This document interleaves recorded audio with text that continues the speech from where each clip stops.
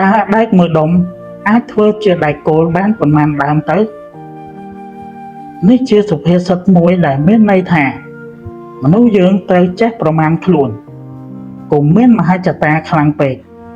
កុំធ្វើការងារដែលហួសពីកម្លាំងសមត្ថភាពរបស់ខ្លួនដូចគ្នានេះដែរក្រុមហ៊ុនឬសហគ្រាសមួយ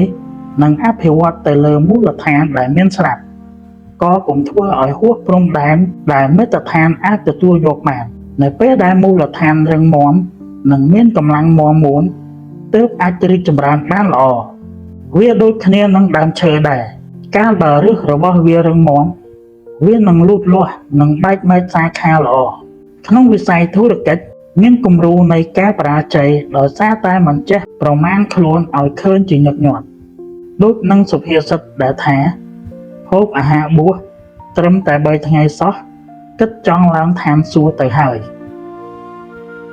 ពេលដែលអាជីវកម្មបានកម្រៃបន្តិចបន្តួចក៏បានចិត្តចង់បានកាន់តែច្រើនយល់ថាការធ្វើអាជីវកម្មងាយខ្លាំងណាស់ហើយងាយជាងបញ្ចេញកម្លាំងផ្លុំដីទៅទៀតមិនត្រឹមតែប៉ុណ្ណោះនៅឆ្លក់វង្វេងនិងជំនឿរឿងយកប្រាក់ទៅបណ្ដាក់ទុនមិនបានរៀបចំគម្រោងឲ្យបានល្អិតល្អន់មិនស្រាវជ្រាវទីផ្សារឲ្យបានល្អមិនប៉ាន់ប្រមាណពីសមត្ថភាពក្នុងការទប់ស្កាត់ហានិភ័យមិនបានគិតថាតើខ្លួនជំនាញរឿងធុរកិច្ចដែលបណ្ដាក់ទុននោះដែរឬទេមិនបានគិតថាតើខ្លួនមានដើមទុនប៉ុន្មានដោយចេះតែបិទភ្នែកបិទត្រចៀកពង្រីកអាជីវកម្មដូច្នេះនៅពេលដែលប្រឈមនឹងស្ថានភាពទីផ្សារមានការផ្លាស់ប្ដូរនោះនឹងគ្មានសមត្ថភាពអាចដោះស្រាយបានឡើយដូច្នេះទោះអ្នកគឺជាកូនចៅដែលធ្វើការឲ្យគេក្តីឬធ្វើជាថៅកែខ្លួនឯងក្តីត្រូវតែចេះប៉ាន់ប្រមាណខ្លួនថាតើមានក្រពះធំប៉ុណ្ណាដាក់បាយបានប៉ុន្មានចាន